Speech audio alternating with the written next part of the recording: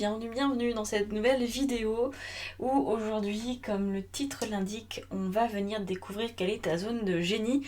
On va utiliser un peu de coaching, je vais remettre les choses un peu dans l'ordre pour que tout soit clair pour toi en termes de définition, de fonctionnement, etc. Et ensuite, à l'aide d'un tarot, on viendra répondre à la fameuse question « Quelle est ta zone de génie ?» Ok ? Alors, donc tu as besoin, si tu as bien suivi ce que je viens de raconter, d'un tarot.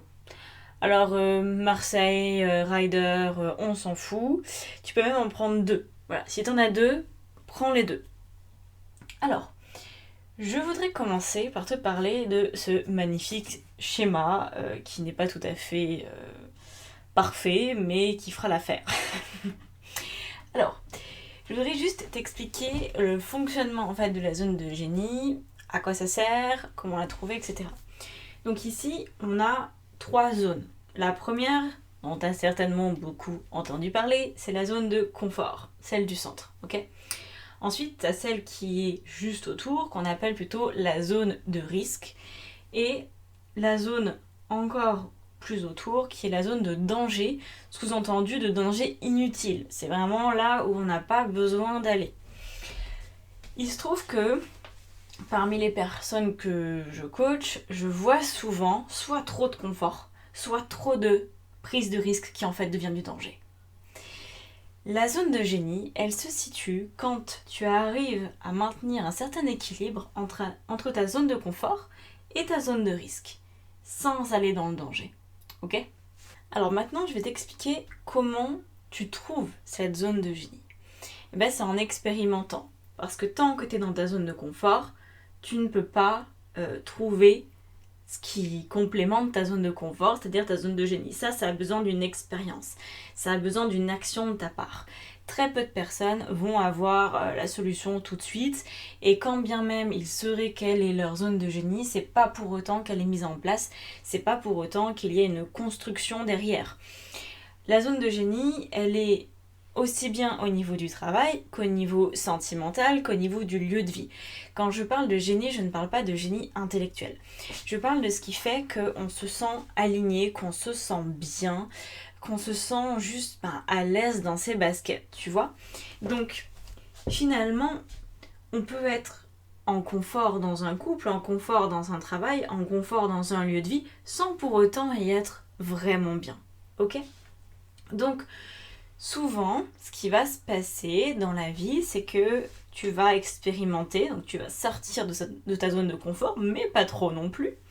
Tu vas faire une certaine expérience et au bout d'un moment, cette expérience va devenir naturelle, va devenir normale.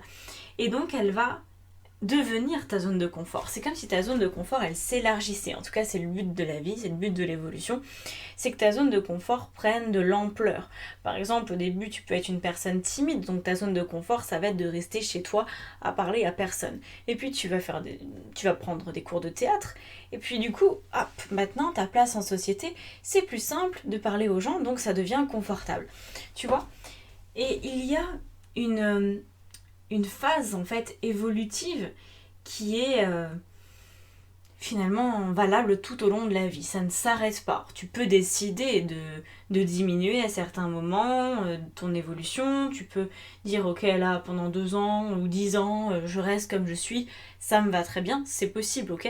Mais en tout cas, pour vraiment se sentir aligné, il y a en général, je vais pas dire toujours, mais en général, besoin d'aller voir un tout petit peu plus loin ce qui s'y passe. Et donc, c'est important de ne pas aller dans la zone de risque. Parce que quand tu vas dans la zone de danger, parce que quand tu vas dans la zone de danger, là tu risques de perdre tout ton confort. Et donc là, c'est la panique à bord quand tu es là-dedans, ok ? Et encore une fois, j'ai pas mal de clientes qui, quand elles viennent me voir, en sont là. Sont en train de mettre leur couple à la poubelle sans avoir de solution de repli, sont en train de démissionner sans avoir construit leur entreprise. Donc ça, faut quand même l'avoir en tête, qu'on n'est pas obligé pour évoluer de se mettre en danger. Vraiment pas. Néanmoins, avant de passer à la phase du tirage de cartes, je voudrais te dire quelque chose. Une autre chose que je remarque beaucoup dans les accompagnements que je peux faire, c'est que la vie elle nous pousse à évoluer. Parce que, encore une fois, c'est le sens de la vie. Il y a toujours quelque chose qui vient après. Il y a toujours un demain. Avec ou sans nous, il y a un demain, tu vois. Donc, le problème, c'est que quand on reste trop longtemps dans notre zone de confort, arrive un moment où la vie, elle nous pousse, elle nous envoie tout un tas d'éléments, de petits indices, d'événements parfois assez contrariants, etc. Mais on peut choisir de dire « Oh, non, moi, je reste là où je suis, j'y suis bien. » Et à un moment donné, tu vas faire un saut qui va être une énorme prise de risque et qui va sembler être du danger et qui pourrait aussi l'être. Donc en fait, ce que je veux te dire là, c'est qu'il vaut mieux aller graduellement hors de sa zone de confort et intégrer cette zone d'inconfort pour que ça devienne ta zone de confort, plutôt que de te dire ok, je vais me mettre en danger parce que là je suis au maximum, en fait je suis arrivée au maximum de ce que je peux supporter.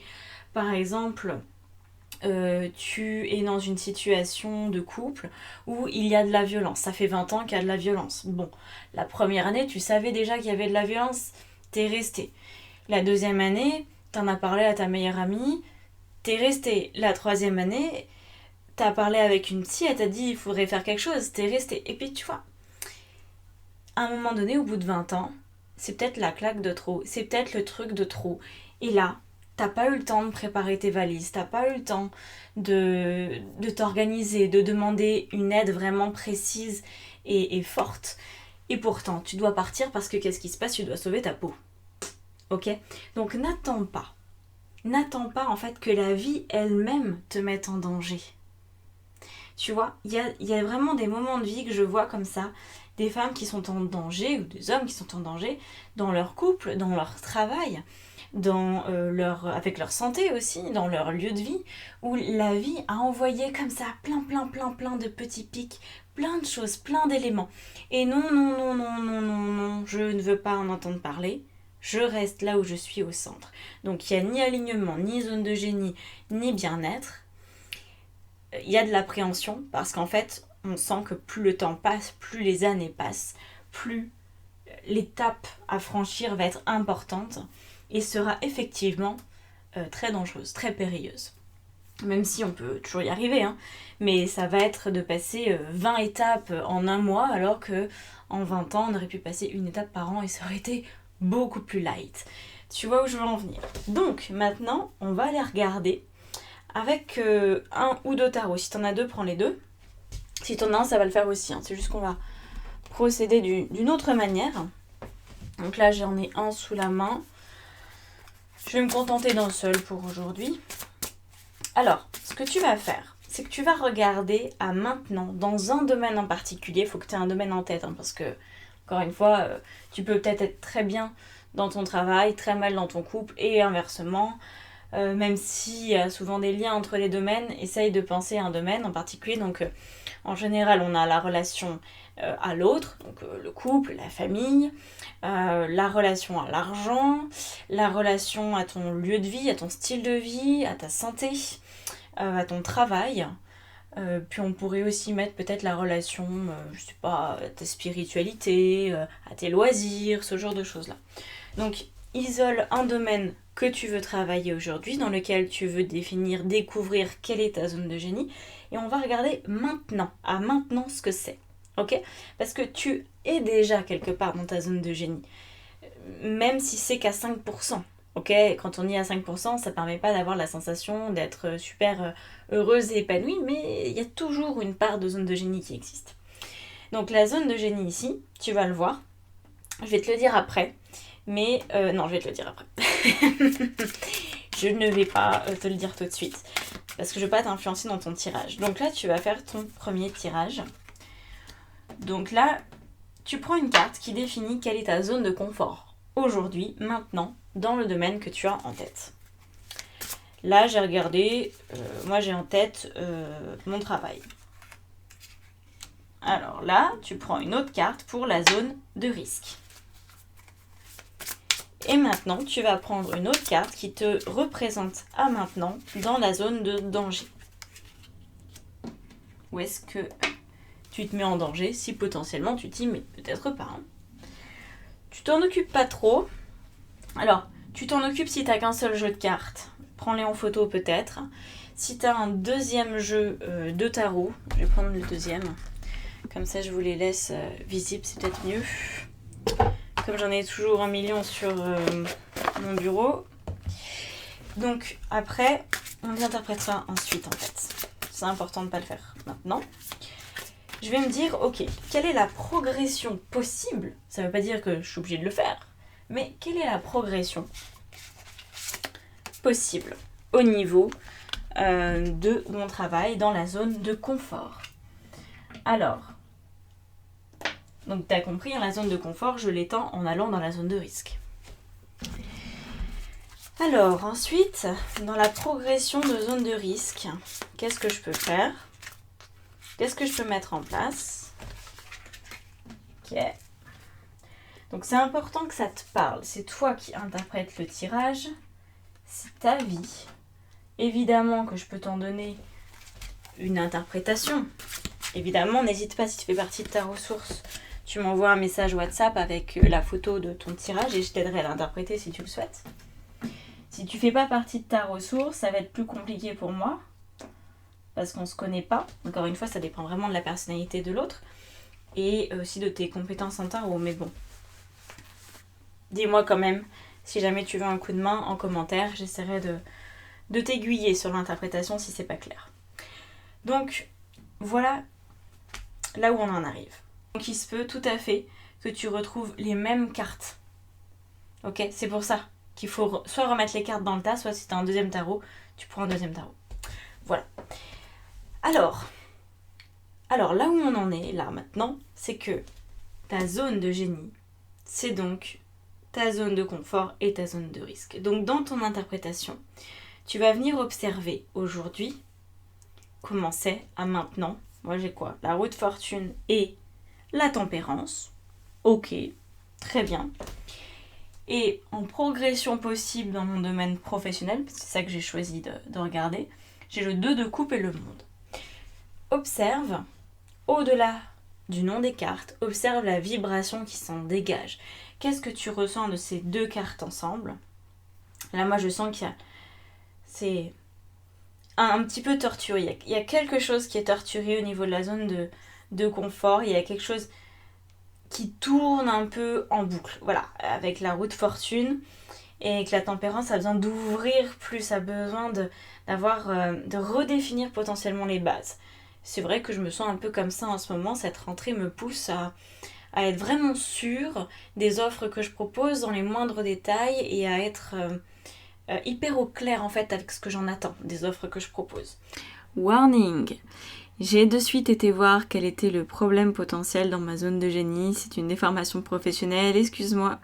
Le but, c'est plutôt d'aller voir ce qui est disponible pour toi dans ta zone de génie. Donc, par exemple, moi, avec la roue de fortune et la tempérance, plutôt que d'aller voir le problème que je ressentais en lien avec ça, j'aurais pu tout simplement observer que la roue de fortune me permettait d'accompagner l'autre au changement pour retrouver l'équilibre avec la tempérance. Voilà, c'était tout simple et c'était juste ça, la zone de génie en question. C'est le problème qui arrive quand tu laisses ta médiumnité prendre le dessus sur l'interprétation des cartes. Donc ça me parle plutôt bien. Dans la progression possible, le 2 de coupe et le monde, on est plus dans quelque chose... c'est très proche, hein, c'est très très proche dans le ressenti que j'en ai, mais ça va être de me faire encore plus plaisir dans ce que je propose, peut-être d'oser aller encore plus loin. Et donc ma zone de risque, ça va être d'aller plus vers les autres, mais en réel. Et c'est ce que je fais parce que en ce moment, il y a une retraite, elle est complète, hein, si tu voulais t'inscrire c'est trop tard. Une retraite au mois de décembre en Auvergne. Bon, là je reviens vers le présentiel, ça fait quelques temps que j'avais arrêté. Et donc là, une retraite, tu vois, pour moi c'est comme ça que je le ressens. Faire les choses encore plus comme je sens que ça peut être bon, mais en étant en présentiel de manière plus fréquente. Donc ça, je veux dire que, tu vois, quand je les regarde, quand je les ressens, ces cartes-là, je me dis oui, ok, c'est vrai que ça me fait envie, c'est vrai que je me sens attirée par ça. Ça veut pas dire que j'ai pas de peur, que j'ai pas de doute, que j'ai pas d'appréhension. Ça, c'est normal d'en avoir, mais je vais y aller. Parce que ça fait longtemps que mon mental, c'est plus lui qui décide à la maison. Hein. Mais par contre, là, ce qui va être beaucoup plus intéressant encore, c'est de regarder si tu te mets pas, toi, en danger. Parce que parfois, on veut tellement évoluer qu'on va beaucoup trop loin. Donc là, ça serait quoi le danger aujourd'hui? Ça serait... Ah, d'accord. C'est le chevalier d'épée. Le chevalier d'épée, là, le danger, ça serait pour moi d'être trop radical dans la modification de certaines de mes prestations. Ça serait comme si je dis, bon bah voilà, je sens que il y a des petites choses à modifier, bah, du coup je modifie tout, ça serait me mettre en danger, ça serait être trop rapide, trop dangereux, tout simplement. Peut être dangereux pour ma santé psychologique, peut-être pour mes clients, peut-être, voilà, c'est pour mon chiffre d'affaires, ça c'est à éviter. Si je mets en place cette nouveauté-là, que je suis encore plus dans ma zone de génie, ce qu'il faut que j'évite, c'est le 6 d'épée. Pour moi, c'est un peu toujours la même chose. Hein. Je me connais, donc là, franchement, c'est pas étonnant. Je pense que toi, c'est ce qui est censé aussi se refléter dans ton tirage. C'est-à-dire que la zone de danger, c'est la partie de toi qui est toujours là à vouloir te saboter. Tu vois, moi, ce qui me sabote tout le temps, c'est de repartir à zéro, en mode rien à foutre, de toute façon, je trouverai toujours une solution. C'est de tout mettre un peu sous le tapis, tu vois, la poussière sous le tapis, je dégage, je pars très loin, et puis je vois bien ce qui se passe. Ça, je l'ai déjà fait dans le passé, ça marche pas très bien. Hein. Pas en pro, je l'ai pas trop fait en pro, parce que je fais plus attention en professionnel, mais dans d'autres domaines de ma vie, j'ai pu faire ça. Et donc, ça, en général, tu identifies le danger. Et c'est très important d'identifier quand est-ce qu'on se met en danger, parce que on a toujours un peu la même manière de se mettre en danger. Moi, c'est de tout plaquer et de recommencer, par exemple de recommencer des prestations depuis zéro, de recommencer un site internet, etc. Ce genre de choses ne m'effraie pas. Mais c'est pas parce que ça m'effraie pas qu'il faut que j'y aille, tu vois. Donc, attention à cette zone de danger, et en général, il y a une très grande ressemblance.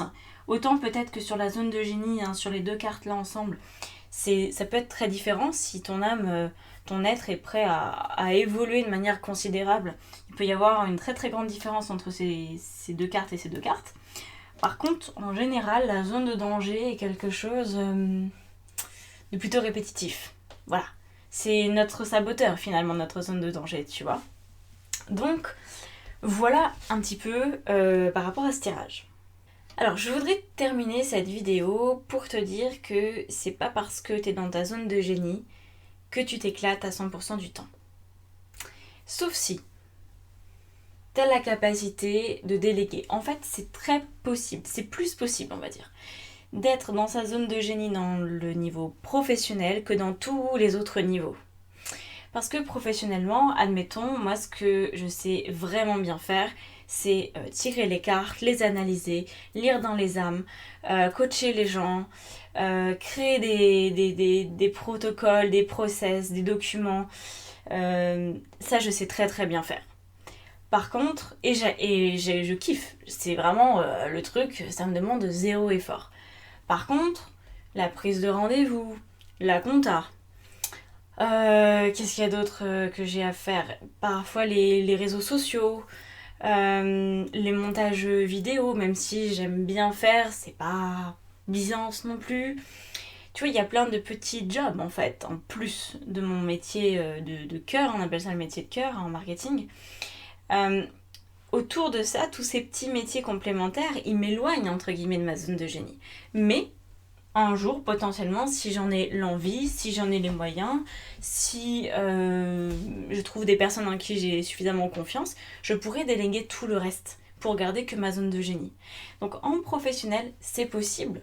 À un certain moment, quand tu as une structure qui est suffisante, il faut quand même avoir des salariés, c'est possible de n'être que dans ta zone de génie et basta.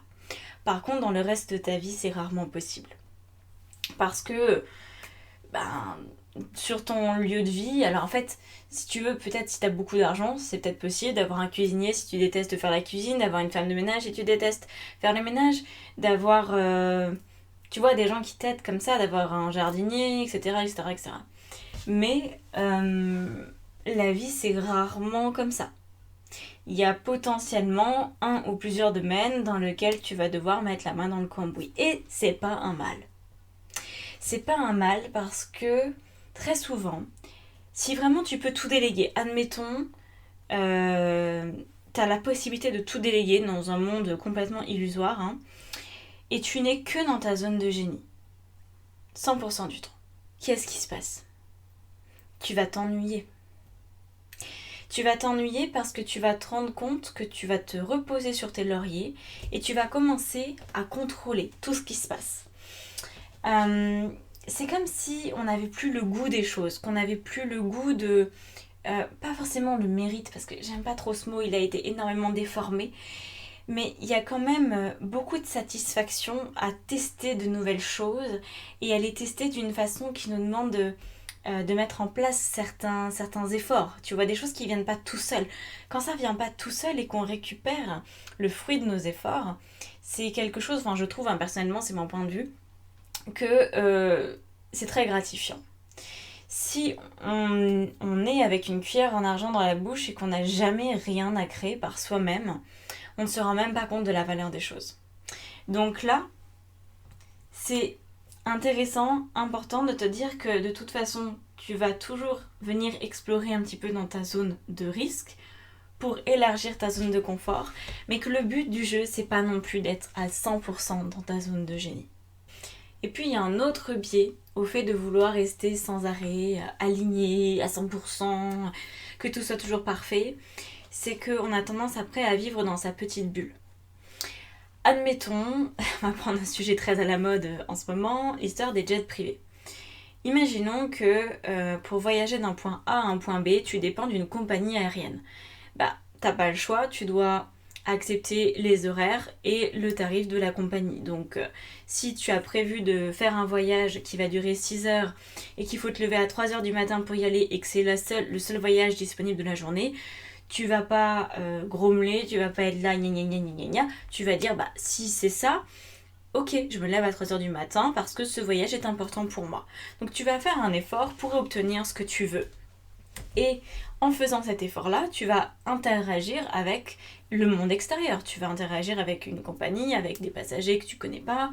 Enfin, ça va être un peu l'aventure. Et c'est dans cette aventure aussi qu'on sort de notre zone de confort sans se mettre en danger. Et donc, ça va t'apporter de l'eau à ton moulin. Ça va te permettre de vivre et d'expérimenter vraiment. Alors que si tu as un jet privé, c'est toi qui décides à quelle heure part le jet. Donc, si tu veux dormir jusqu'à 9h ou 10h le matin, pas de problème. Pas de problème, le pilote, tant que tu le payes, lui, il fait ce que tu lui demandes. Donc, à quel moment est-ce que tu vas expérimenter quelque chose de nouveau? À quel moment tu vas rencontrer des nouvelles personnes? À quel moment tu vas avoir un peu la vie qui vient vers toi, qui vient te faire expérimenter des choses? Bah, la vie va toujours venir vers toi quand même, mais peut-être pas de la même manière. Et moi, la sensation que ça me donne, c'est que clairement, quand tout est sous ton contrôle, quand tu as la main sur ta vie, eh bien, la vie, quand elle t'envoie des signaux, elle te les envoie de manière assez forte. Et c'est pas forcément la meilleure manière. Tu vois, quand je dis la manière forte, c'est une manière aussi un peu violente. Donc, voilà. Ne te repose pas trop sur tes lauriers, ne cherche pas à absolument tout déléguer pour être à 100% dans ta zone de génie. Il y a de la magnificence dans l'imperfection, dans l'impermanence, dans la dualité, dans la violence, dans le conflit. Il y a plein de choses à prendre en fait pour justement mieux vivre, mieux grandir, mieux évoluer, être plus aligné, etc. Ne sois pas en fait sur la réserve par rapport à ce que la vie a à t'apporter et surtout ne cherche pas à la contrôler. C'est ça qui te permettra d'aller sans crainte dans la zone de risque et à élargir ta zone de confort et ainsi de suite et ainsi de suite et ainsi de suite. Ok ? Voilà, donc n'hésite pas à me laisser en commentaire si tu veux mon aide pour l'interprétation, les cartes que tu as sorties. Essaye d'être assez clair et donne-moi aussi ta première interprétation pour que je puisse t'aider. Si tu fais partie de mon programme de formation professionnelle de tarot et de coaching tarot source, tu peux m'envoyer directement un message par WhatsApp, je te répondrai. Et si tu souhaites rejoindre cette formation, le lien est dans la barre d'information juste en dessous de la vidéo. Voilà, bon, et ben je te laisse là-dessus, ok ?